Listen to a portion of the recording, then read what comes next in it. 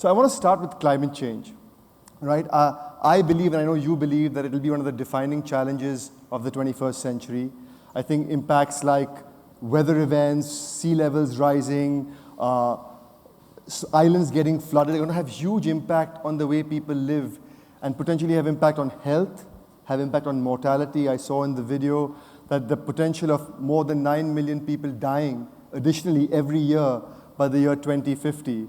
So there's huge implications of climate change. And I know you personally, and I know the Gates Foundation is spending a lot of time both on mitigation, which is how do I reduce carbon emission, and I know you're spending time through breakthrough energy ventures on a personal capacity, really investing in technology that can pay off, as well as around adaptation, right? How do you adopt to this challenge? And I know you're spending time on seeds for farmers that can survive drought. I know the Gates Foundation is very actively involved. So I want to start off with that. I have two questions. One is, what are you personally and what is the Gates Foundation doing both around mitigation and around adaptation?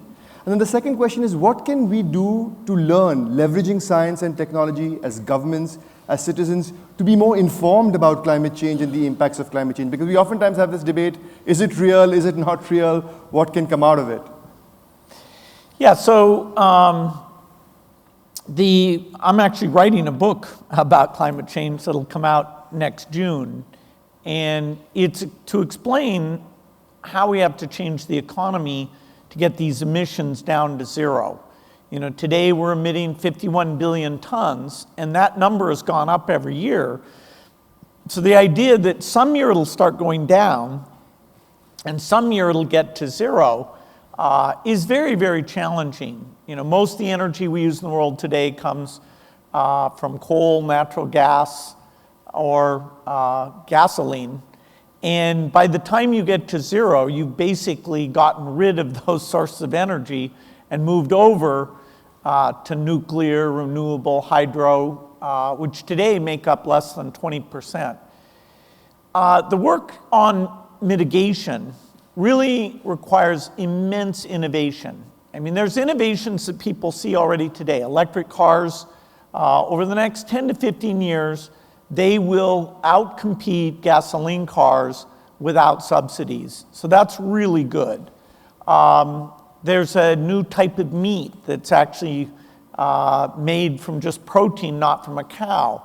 That today it's a small price premium, but over time, the quality and the cost should beat normal ground beef, and that reduces the greenhouse gas emissions.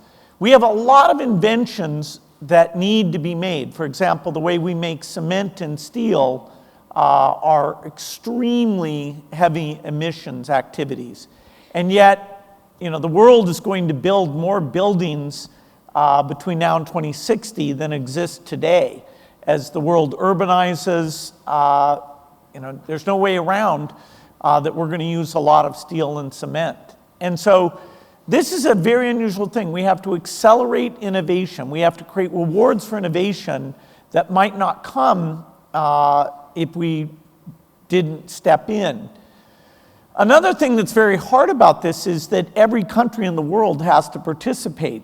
Even if you leave out the low-income countries, you can't leave out the middle-income countries because 60% of humanity lives there, and as we get out, a lot of the emissions will be coming from those countries, not just the rich countries. And so India is kind of paradigmatic. Can we innovate so well that as India quadruples its electricity capacity and provides air conditioning and refrigeration and lighting 24 hours a day reliably to everyone in the country, that's done in such a way that it doesn't emit greenhouse gases. If you had to do it today with today's technology, you would do it with coal, because the intermittency and challenges of renewables are quite large. So mitigation is hard. Because we're going to have warming, we need adaptation, and there we need much better seeds. I went to see, as you mentioned, the Chief Minister of Bihar, Nitish Kumar, who I've seen him over the last 10 years, a lot of great work that he's done in Bihar that our foundation has been able to help with. This is the first meeting I had with him, and I didn't expect it at all, where he was talking about climate change.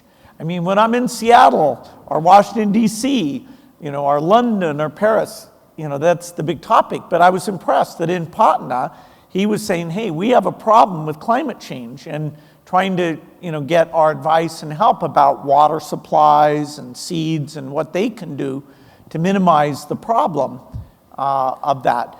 So this is a problem that young people are beginning to wake up to. Over the last 5 years, the energy behind it has gone up dramatically. Some people think it's easy to solve, that you could solve it in 10 or 20 years. I wish that was true. We need to engage in a plan that will take 30 or 40 years to get this done. So, I'm putting a lot of money and time into it because the people who would suffer the most are the poorest in the north of India, in Africa, all over the world. It's the farmers who will bear the brunt, even though they did nothing to cause the problem.